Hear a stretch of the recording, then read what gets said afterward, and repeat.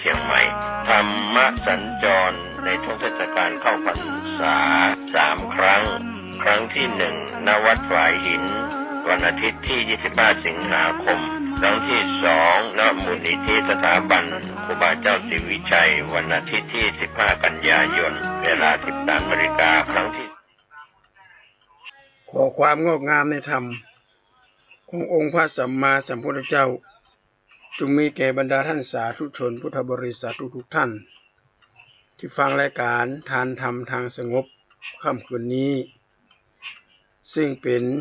วันคืนวันที่9ตรงกับวันศุกร์ตรงกับวันศุกร์วันสุดท้ายสัปดาห์ที่พบกับอาตมาทุกๆวันศุกร์ที่9เดือน11เหนือคืน5ค่ำก็หมายความว่าเข้าพรรษามาก็เลยอยู่11ได้มา1 ศีลปลาย2 ศีลปลายแล้วนะที่เราเลยมาฟังเทศน์ฟังธรรมมาปฏิบัติธรรมกันญาติโยมสาธุชนทุกท่านเราลองสังเกตดูให้ดีว่าวิถีชีวิตความเป็นอยู่ของมนุษย์ของสัตว์สิ่งของทุกสิ่งทุกอย่างเนี่ยถ้าเราสังเกตดูให้ดีว่ามันจะมีความแตกต่างกันว่าจะเป็นพี่เป็นน้องเป็นฝาแฝดเป็นสัตว์ทั้งหลายไม่ได้เหมือนกันทุกอย่างเป็นฝาแฝดกันแท้ๆแต่บางทีก็ตายก่อนก็มีฝาแฝดตายหลังก็มีเป็นพี่เป็นน้องบางคนก็อ้วนบางคนก็ผอมบางคนก็ขี้โรคภัยไข้เจ็บบางเจ็บออดๆแอดๆบางคนก็แข็งแรงมาจากท้องแม่เดียวกันนะมามีอย่างว่าส่วนอุ่นผสมเราสังเกตดูให้ดีว่าสิ่งเหล่านี้มันเกิดขึ้นมาได้อย่างไรขนาดเกิดมาวันเดียวกันแต่สัตว์ก็เหมือนกันสิ่งของก็เหมือนกันมันก็ยังมีความแตกต่างกันความแตกต่างกันเหล่านี้ในทางพุทธศาสนาเป็นบอกว่ามันเป็นกรรมที่การกระทำสภาพมนุษย์ได้ทูลถามพระพุทธเจ้าว่าจะได้คนเฮาเนี่ยถึงต้องแตกต่างกันบางคนก็อ้วนบางคนก็ผอมบางคนก็ดำบางคนก็ขาวบางคนก็สูงบางคนก็ต่ำบางคนก็เป็นคนขี้โรคบางคนก็แข็งแรงสิ่งเหล่านี้มันเกิดขึ้นจากอย่างพระเจ้าทรงตรัสว่ากรรมมุนาวัตติโลโกสัตว์โลกย่อมเป็นไปตามกรรมตามกฎแห่งกรรมที่เขาได้กระทำเอาไว้บางทีอาจจะเป็นกรรมเก่าตั้งแต่อดีตชาติสิ่งเขายังบอกหูเอาไปเนี่ยอย่างขึ้นมาไปสร้างเวรสร้างกรรมขึ้นมาคนฆ่าสัตว์ตัดชีวิตในชาติเนี้ยเกิดมาเปลี่ยนนี่ก็จะเป็นคนที่มีอายุสั้นเจ็บอดแอดนักการกระทำหรือกรรมเนี่ยเป็นต้นกำเนิดของปัญหาอย่างต่างๆนานาในทางพุทธศาสนาแยกออกเป็น3อย่างคือกายกรรมกระทำด้วยกายวจีกรรมคือการได้อูได้จาและมโนกรรมคือการคิดการสร้างการกรรมทั้ง3อย่างเนี้ยที่จะเป็นการบ่งบอกถึงความทุกข์ยากลำบากของเราเพราะในทางพุทธศาสนาพยายามสอนให้ชาวบ้านให้ประชาชนเข้าใจหลักสัจธรรมของชีวิตว่าชีวิตที่เป็นอยู่อย่างเงี้ยมันเป็นยังไงมันเปลี่ยนไปตามกฎแห่งกรรมเราสังเกตดูว่าไปโรงพยาบาลไปเยี่ยมไข้เยี่ยมอย่างเนี้ยคนไข้ที่มาดูแลจะมารักษาตัวนี้นักอย่างกระมวลงามเต็มโรงพยาบาล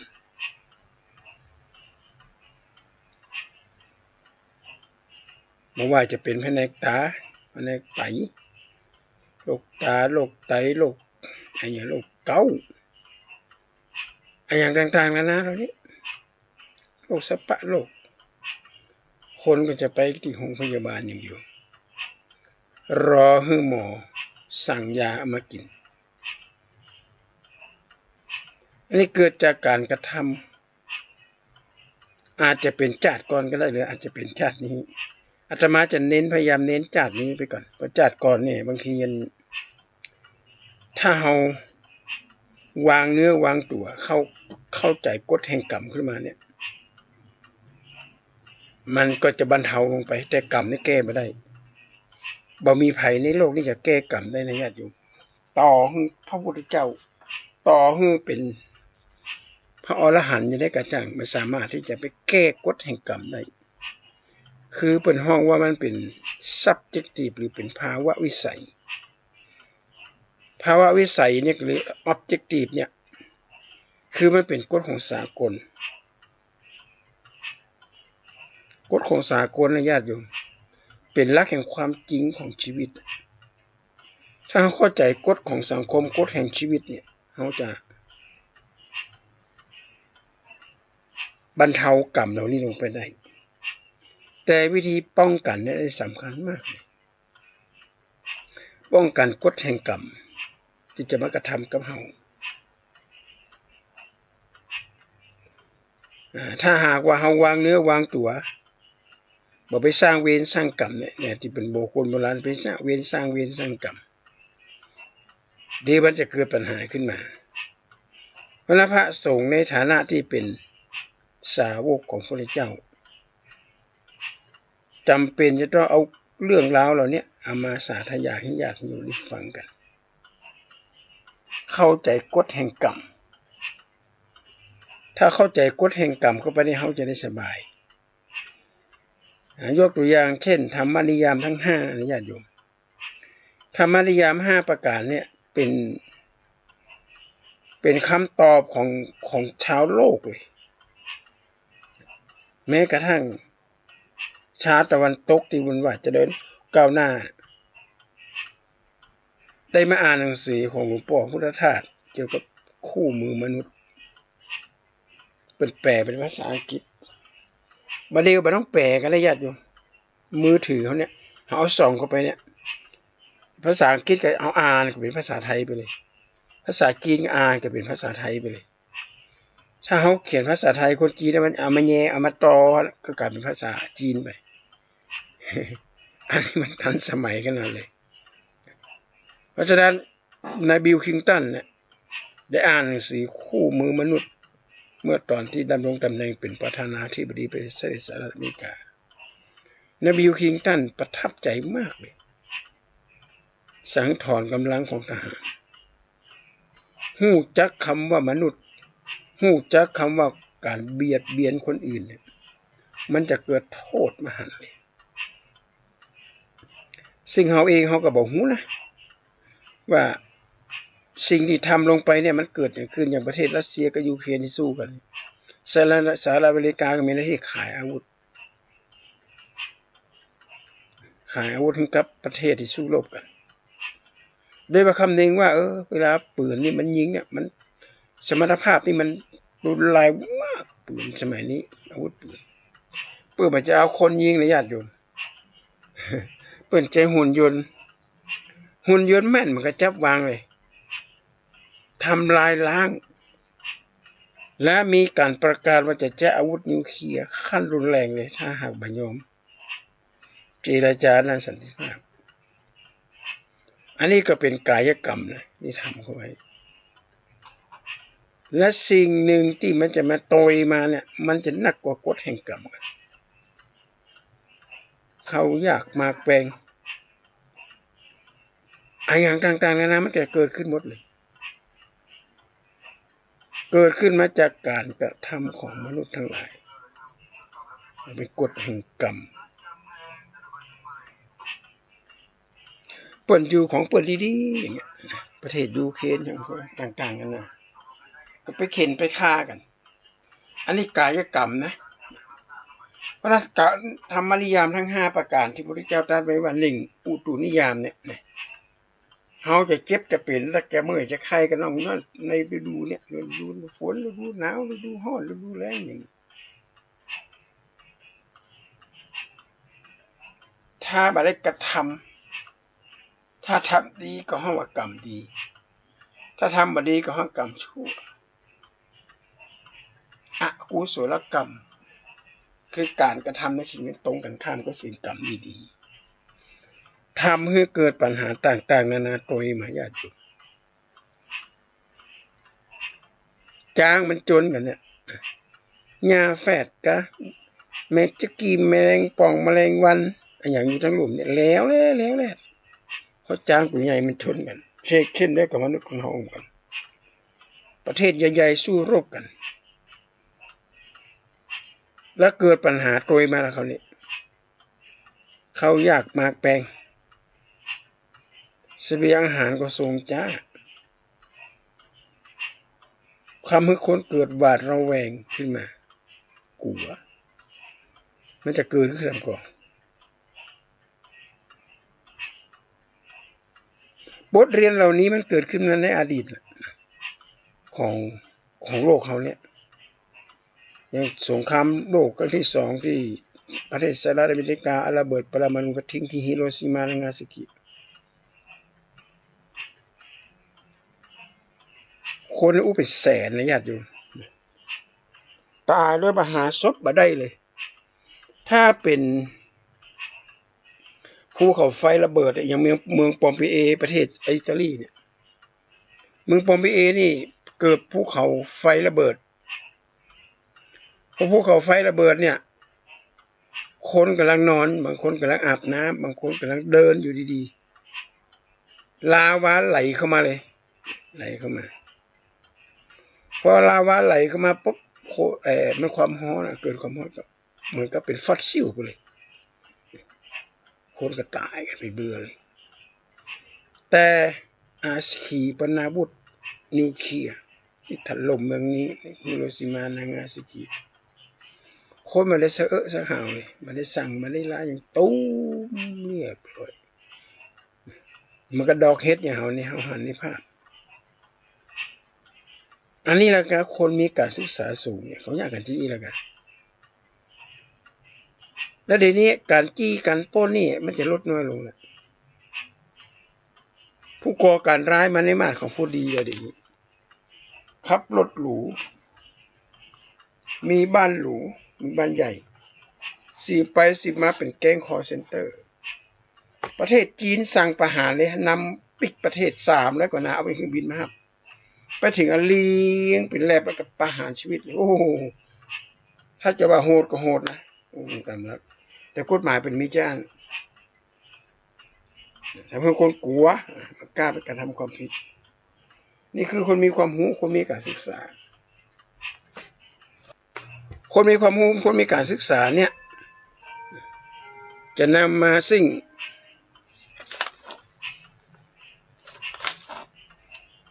ความหายนะของบ้านของเมืองคือการกระทำนี่แหละกายกรรม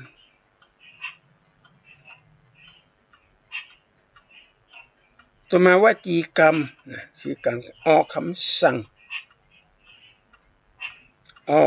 งฆ่าคนออกคำสั่งเป็นลักทรัพย์นี่เป็นวจีกรรมนะญาติโยมเป็นการด่ากันจุกันปั่นหุ้นล้างสมองละอ่อนจุละอ่อนอย่างต่างๆนะเราเนี่ยล้วนแล้วแต่เป็นกฎแห่งกรรม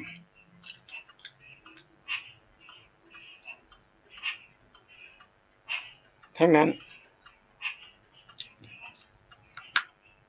กฎแห่งกรรมคือการกระทำของมนุษย์ทั้งหลายเขาอยากจะเอาด้วยเปิ้นอยู่ก่อนญาติโยมถามตัวเก่านะเพราะนั้นบ่มีภัยในโลกนี้จะหนีจากความกฎแห่งกรรมไม่ได้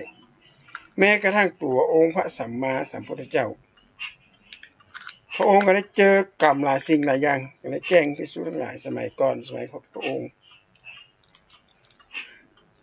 เสวยพระชาติเป็นนั่นเป็นนี่ก็ไปทำไปกันแกล้งสัตว์ก่อนที่พระองค์ประชวรนักขนาดถึงพระอานนท์ไปตักน้ำไป ครั้งแรกเนาะงัวเนี่ยกำลังเดินผ่านน้ำนี่เป็นน้ำขุ่นหมดเลยกินไม่ได้มาทูลพระเจ้าว่าน้ำมันขุ่นขนาดนั้นเพราะงัวมันเตียวผ่านไปรอบที่2ก็มาได้แถมพระเจ้าจึงอธิษฐานและยอมรับกรรมที่เคยกระทำกับสัตว์ตั้งแต่อดีตชาติหลายชาติมาผลสุดท้ายน้ำมันก็เริ่มใสขึ้นมาแต่ได้ตัดกรรมก็ไม่ได้ตัดพระเจ้าก็โดนกรรมและเล่นงานทุกคนอยู่ในกฎแห่งกรรมเหมือนคนอยู่ในกฎหมายรัฐธรรมนูญกฎหมายรัฐธรรมนูญว่าจะได้ทุกคนก็ต้องธรรมนูญของโลกแหละเป็นสากลที่มันจะเกิดขึ้นญาติโยมสาธุชนทั้งหลายเพราะฉะนั้นกายกรรมอย่าไปกระทำบางสิ่งบางอย่างที่มันเกิดปัญหาขึ้นมาและทีนี้ปัญหานักที่สุดก็คือหมู่แก๊งคอเซ็นเตอร์ที่มาย่ำยีเจ้าบ้านเจ้าจองหลายคู่หลายคนเกิดแก๊งคอเซ็นเตอร์เล่นงานหมดเงินสูญไปหมดบ่เหลือสักบาทถามไพ่กับหูเรื่องหูราวมันเกิดอย่างขึ้นมานี่คือคนมีการศึกษาทั้งนั้นญาติโยมคนบ่มีการศึกษาอย่างบ้านนอกคอกนากาตาสีตาสาอย่างคนธรรมดาสามัญเขาเนี่ยไผกายเนี่ยเขามีฮิริโอตปะเขาเก่งกลัวบาปกรรมที่ได้ทำลงไปแต่อนิจจังทุกขังอนัตตา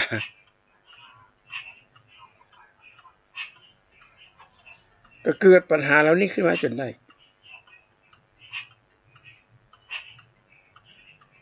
อันนี้ญาติโยมต้องเข้าใจนะว่ากฎแห่งกรรมเนี่ยมันเป็นกฎสากลของโลกอุตุนิยามที่ฟังพิชฌนิยามก็หมายถึงว่าเกิดจากพันธุกรรมที่ได้รับจากแม่จากพ่อจากเกี่ยวกับโรคภัยไข้เจ็บในญาติโยมแต่ที่นี่มีนักวิทยาศาสตร์คุณหมอเป็นวิจัยออกมาแล้วว่า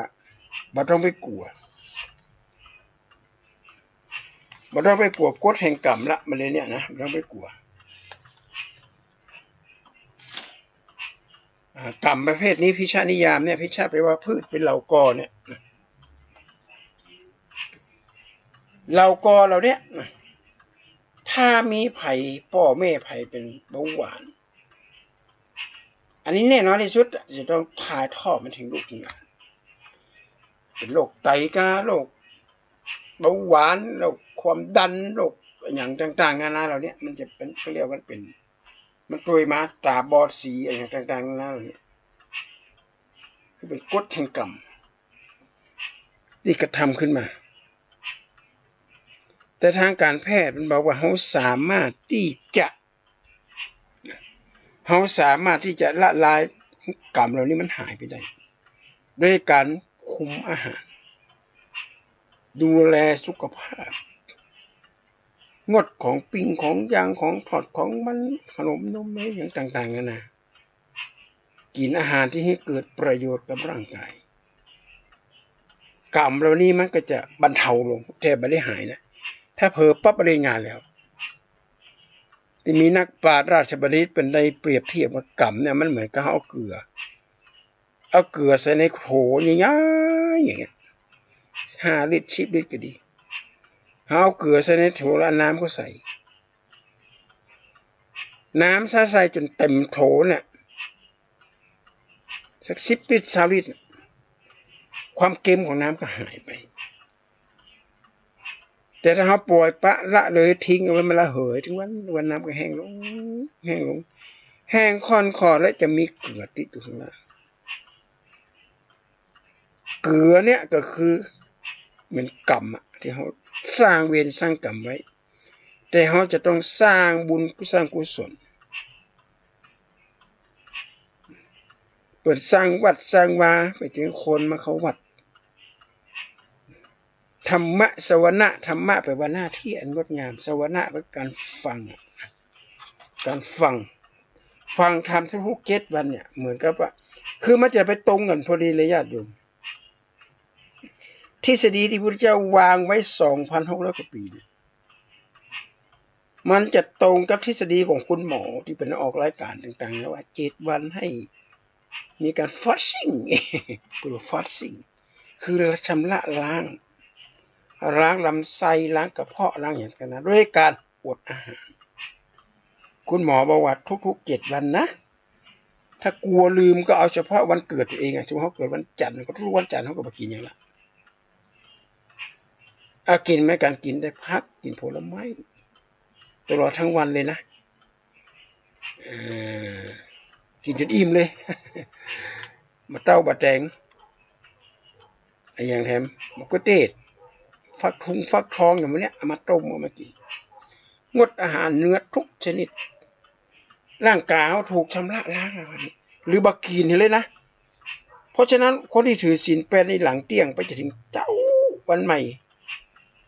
แต่บัดแตะต้องอาหารเลยดื่มแต่น้ำทีนี้ร่างกายมันก็ได้ขับกันเพราะมันมีอะไรอย่างกลุยเข้าไปปุ๊บจะเกิดการของอย่างไร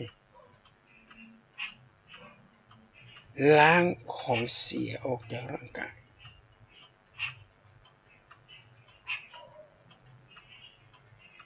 ของเสียที่เขากินเข้าไป6 วันนั่นน่ะกินอย่างของกินของปิ้งของย่างของทอดของมันกินน้ำตาลกินคุกกี้อย่างต่างๆเนี่ยนะมันก็จะหายไปหมดพระเจ้าวางแล้วไว้ 2,600 ปีนะญาติโยมคือคนมาเขาวัดนะคือมาวันพระไม่หลายจื่อนะคนไทยเป็นห้องวันพระบ้านห้องวันศีลบางแห่งก็มาวันธรรมะสวรรค์ธรรมะก็เป็นหน้าที่สวรรค์ก็การฟังตามหน้าที่ที่จะเอาไปปฏิบัติหน้าที่เหมือนมาชาร์จแบตเตอรี่ญาติโยม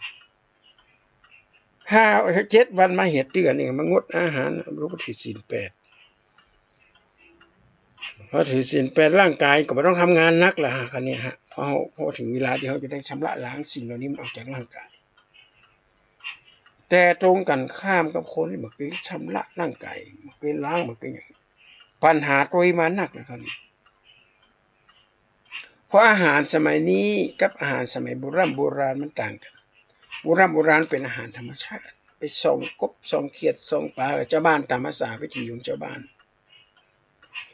ได้กุ้งหอยปูปลามากับมาทำของสดร้อนๆบ่มีสารพิษมีอย่างอยู่ในป่าอยู่ในเขาอยู่ในน้ำพอต่อมาเขาจะไปโต้ไฟกับมันได้คนก็เกิดหนักทรัพยากรที่อยู่ในธรรมชาติก็ล่อยหลงไปความต้องการอาหารกันหนักขึ้นจึงมีการเลี้ยงสัตว์เหล่านี้เลี้ยงปลาเลี้ยงกุ้งของเลี้ยงไก่ของเลี้ยงเป็ดเลี้ยงหมูอย่างต่างๆเพื่อกินเนื้ออยากให้มันโตไว้กับเร่งแล้วคราวนี้เอาละเนี่ยตรงที่เร่งเนี่ยญาติโยมเอาสารเคมีมาเร่งสัตว์ทั้งหลายเหล่านี้มันโตไวกว่าผิดปกติเป็นกำหนดนี่หรอนะกี่ปีกี่เดือนกี่อย่างกินได้อย่างต่างๆที่มันไปจากธรรมชาติธรรมชาติเนี่ยนะว่ากินสัตว์ป่าเนี่ยธรรมชาติมันจะมีความแข็งแกร่งอะไรอย่างต่างๆนะตามที่เป็นอู้กันนะมันแข็งมันเนื้อมันนุ่มพืชพันธุ์ธัญญาหารที่อยู่ในป่าเนี่ยประโยชน์มากมายมหาศาลไม่ได้มีแผลสารเคมีไปฉีดไม่ได้มีแผลปุ๋ยไปใส่อาศัยใบไม้ต่างๆนะธรรมชาติและทำให้คนปลอดภัยจากสารพิษต่างๆนะ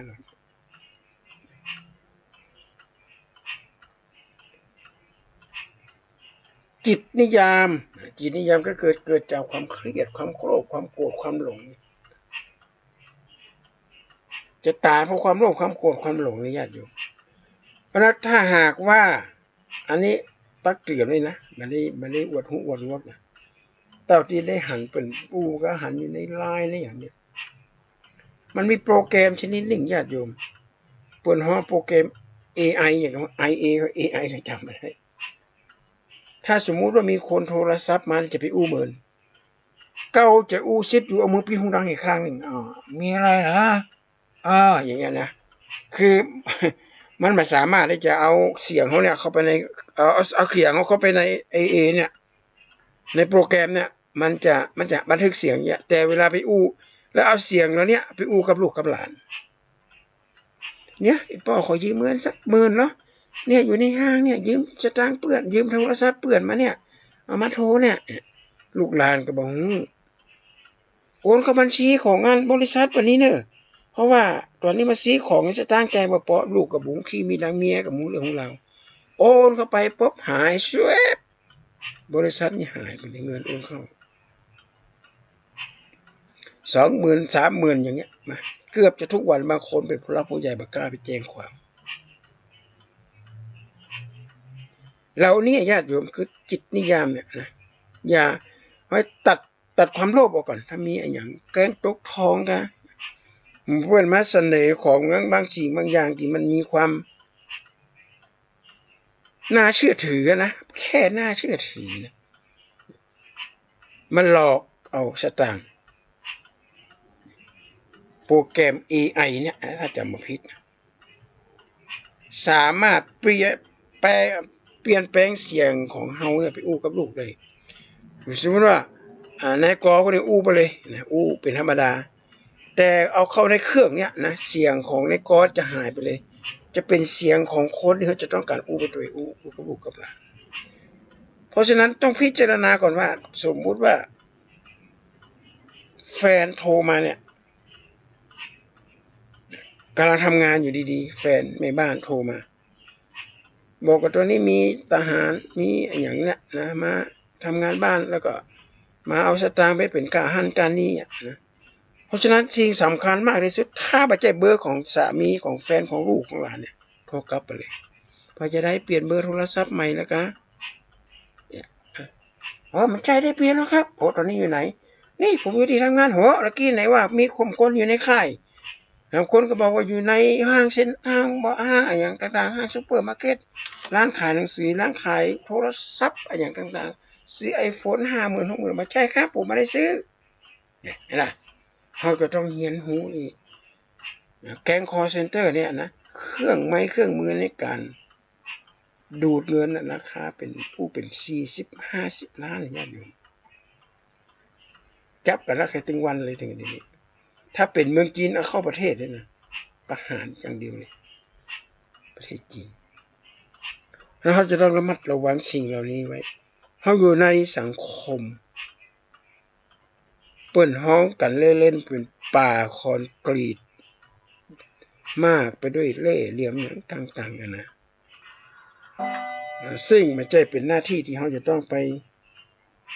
หาทางป้องกันเพื่อมันเกิดอย่างต่างๆแล้วนี่อะไรเนี่ยมันป้องกันไม่ได้มันป้องกันได้แต่ว่ามันแก้ไขไม่ได้เสี่ยงสตางค์ไปเหวรักบดายนะเพราะฉะนั้นโยมสาธุชนทุกท่านประกาศนี้ก็อยากจะอู้มันเหมือนแต่ว่าคอมพิวเตอร์ไม่ได้ไปอัปเดตมันเก่าละมันมาทันสมัยละนะก็เลยไม่ได้ไปอัปเดตอัปอย่างต่างๆนะก็เลยจัดรายการได้เฉพาะบักเกินชั่วโมงตัวก่อนนี่เป็นชั่วโมงได้อยู่ตอนนี้30 นาทีก็เริ่มอืดละมันไม่สามารถที่จะนี่ได้ละเพราะฉะนั้นวันนี้ก็ขอจากญาติจากโยมกันเลยโอกาสหน้าวันศุกร์หน้าตรงกับที่16เรามาเจอกันใหม่ขอความเจริญในธรรมจงมีแด่สาธุชนทุกท่าน